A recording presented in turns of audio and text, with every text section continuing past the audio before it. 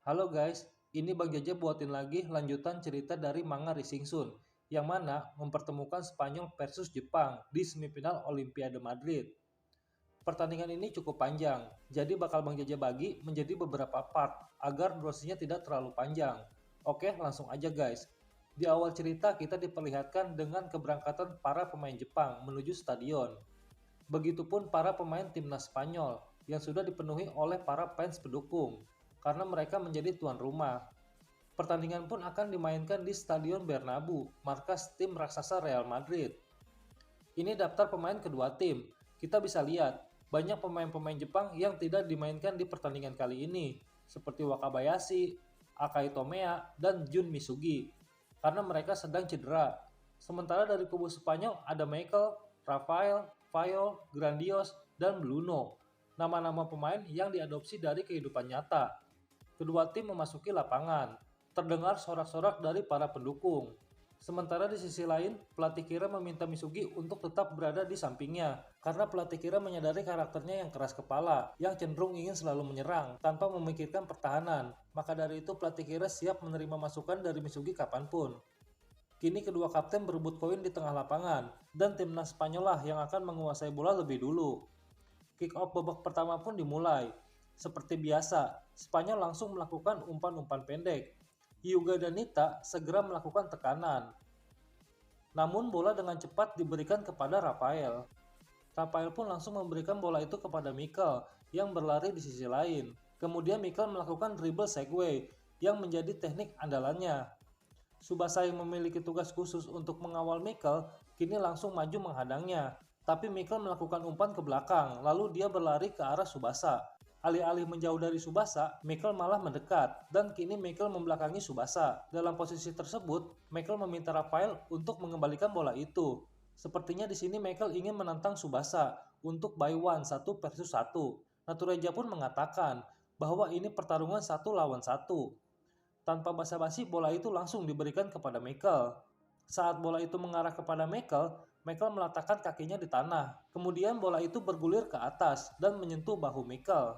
Para pemain Brazil pun terheran, teknik apa yang sebenarnya akan Michael lakukan. Lalu dengan cepat Michael memutarkan tubuhnya dan melewati Subasa. Subasa dalam posisi itu tidak dapat bereaksi sedikit pun. Kemudian Michael melompat dan langsung melakukan jumping shoot. Bola itu mengarah ke arah gawang Wakashimatsu. Wakashimatsu pun melompat ke arah bola dan mencoba membloknya. Dan akhirnya dengan tangan kirinya, Wakashimatsu pun berhasil memblok bola itu. Ternyata guys, Wakashimatsu diam-diam sudah mempelajari arah dan kecepatan tembakan Michael pada saat Spanyol versus Meksiko, di mana Michael melakukan tembakan yang sama, yaitu tembakan overhead.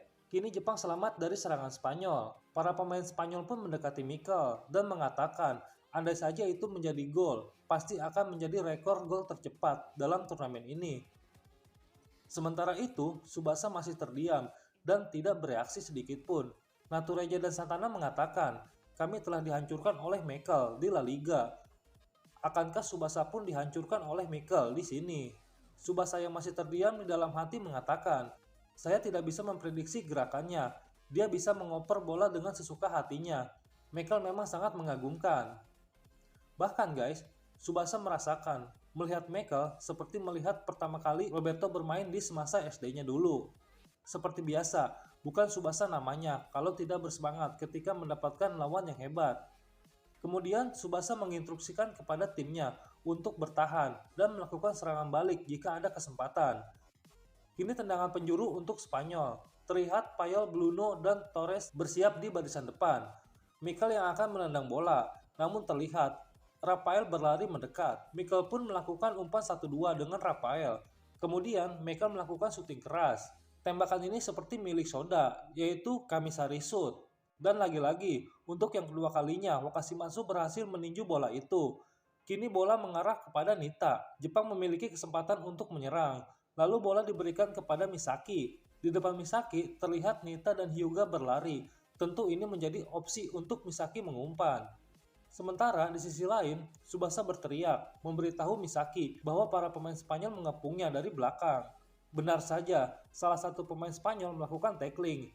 Namun, berkat Subasa, Misaki berhasil menghindar dari tackling tersebut. Dalam posisi itu, Misaki langsung memberikan umpan terobosan kepada Hyuga di depan. Hyuga mengatakan, peluang ini sangat sulit, jadi dia akan memanfaatkan peluang ini dengan sebaik-baiknya. Meski jarak ke gawang cukup jauh, tapi terlihat Hyuga seperti akan melakukan syuting. Dan benar saja, Hyuga langsung melakukan Raiju Shoot andalannya. Bola itu mengarah cepat ke pojok atas gawang Kalusias. Namun dengan lengan kanannya, Kalusias berhasil menangkap bola itu. Tapi sayang, power tembakan Hyuga terlalu kuat. Kini bola itu terlepas dari kontrol Kalusias. Bola itu pun membentur tiang dan kini bebas di depan gawang Spanyol. Di sisi lain, Nita dengan kecepatannya berlari memburu bola yang bebas itu. Nita langsung melompat memburu bola itu dan langsung melakukan Raiju Hayabusa Shoot. Dan akhirnya gol pertama pun tercipta. Nita berhasil menjebol gawang Kalusias. Kini Jepang unggul 1-0. Pelatih Kira mengatakan, pertandingan baru saja dimulai. Spanyol tidak akan membiarkan Jepang menang dengan mudah. Dan Tsubasa pun menyadari akan hal itu. Sementara Mikel mengatakan, ternyata di Jepang bukan hanya Tsubasa, pemain yang berbakat, tetapi ada Misaki, Hyuga, Nita, dan juga Wakashimatsu yang berhasil memblok tembakannya 2 kali berturut-turut. Bahkan Mikel mengatakan kekuatannya sama seperti Wakabayashi. Para pemain Spanyol menyadari bahwa Jepang bukanlah tim yang bisa dianggap remeh. Jepang adalah tim raksasa Asia. Jika kita meremehkannya, maka kita akan kalah. Pertandingan pun dimulai kembali. Seperti biasa, Spanyol melakukan umpan-umpan pendek. Saat para pemain Spanyol melakukan skema serangan, Jepang yang melakukan mode fresh dikejutkan dengan umpan terobosan yang dilakukan oleh Sapi. Sapi memberikan umpan vertikal kepada Torres yang bebas tanpa pengawalan. Kemudian gol penyeimbang pun tercipta. Wah, golnya gitu doang ya guys. Kayak kurang greget gitu. Namun apa yang terjadi? Terlihat hakim garis pun mengangkat bendera. Ini sepertinya offset. Dan benar saja, pemain Spanyol sudah lebih dulu terperangkap offset. Seperti yang kita tahu guys, taktik ini adalah taktik sang jenius Jun Misugi. Ya benar, Misugi sudah menerapkan taktik ini kepada pemain Jepang di sesi latihan sebelumnya. Gol penyeimbang pun gagal, skor tetap 1-0, Jepang masih unggul. Pertandingan dilanjut kembali, Spanyol masih dominan menguasai bola, kini melakukan serangan melalui Sapi, sang pengendali lini serang. Sapi dengan cermat memberikan umpan menusuk kepada De Harno yang melakukan overlap di sisi kiri dan ini tidak offset. Kini Horeno bebas, tapi dengan cepat Ishizaki bereaksi. Pada momen ini, De Harno memprovokasi Ishizaki dengan mengatakan bahwa titik lemah pertahanan Jepang adalah di bagian bek kanan.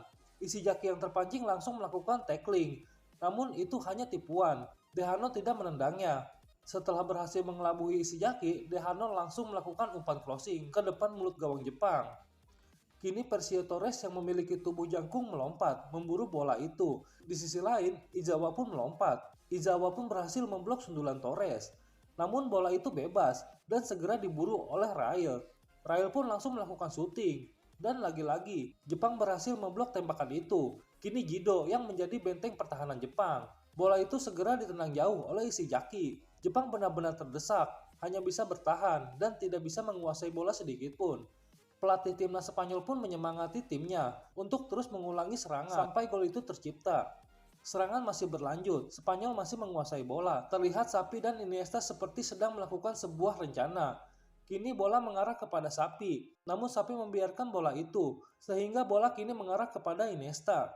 Sontak para pemain bertahan Jepang pun terkecoh. Iniesta tanpa menahan bola langsung melakukan pas ke depan. Ternyata itu umpan manis untuk Rail yang melakukan tusukan.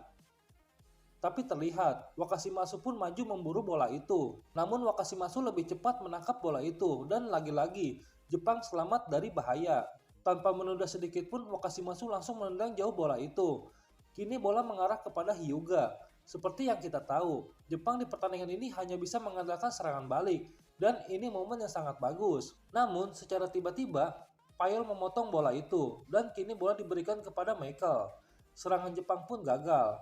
Kini Michael menguasai bola, dia langsung maju menggiring bola, namun di hadapannya Tsubasa berdiri menghadang. Tapi secara tiba-tiba, Misaki berada di depan Tsubasa dan mencoba untuk menghadang Michael. Ini pertarungan 1 lawan 1 antara Michael dan Misaki. Duel pun terjadi. Michael menendang bola itu ke sisi kiri yang tidak ada satu pemain pun di sana. Kemudian Michael berlari melewati Misaki dan bola itu memantul kembali ke arah Michael. Ini mirip teknik Santana. Hanya sekejap mata Misaki sudah dilewati. Namun kini secara cepat Tsubasa sudah berada di hadapan Michael. Ini duel kedua setelah berhasil melewati Misaki. Dalam situasi ini, seharusnya Michael sudah mati langkah. Dan benturan hebat pun terjadi. Kini bola melambung tinggi di atas mereka. Michael dan Tsubasa pun melompat memburu bola itu. Dan terjadi lagi duel sengit di udara. Michael lebih cepat menguasai bola. Sesaat setelah menyentuh tanah, Michael melakukan gerakan ke arah kanan. Namun Tsubasa terus mengikutinya. Kemudian, Michael dengan cepat merubah arah geraknya. Tsubasa sedikit terkecoh, namun tetap mengikuti Michael. Para pemain Spanyol mengatakan, Tsubasa memang hebat. Dia bisa mengimbangi kecepatan gerak tipu Michael. Ternyata guys, sebelumnya Tsubasa telah memanggil Kanda, yaitu juara tinju Olimpiade asal Jepang. Tsubasa meminta masukan kepada Kanda, bagaimana cara menghindari dari pukulan lawan, atau gerak refleks yang cepat. Karena lawannya di semifinal adalah Michael, seorang pemain hebat yang sering melakukan gerakan tanpa gerakan awal atau gerakan refleks yang sangat cepat. Setelah lama berbincang-bincang, akhirnya Tsubasa pun memahaminya guys. Duel masih berlanjut. Di sini kita lihat, Tsubasa berhasil merebut bola itu dari kaki Michael. Namun dengan gerak yang super cepat, Michael kembali merebut bola itu dari kaki Tsubasa. Dan lagi-lagi, Tsubasa pun dengan cepat mencoba merebut kembali bola itu. Tapi Michael lebih cepat menghindar. Tsubasa pun gagal merebut bola itu.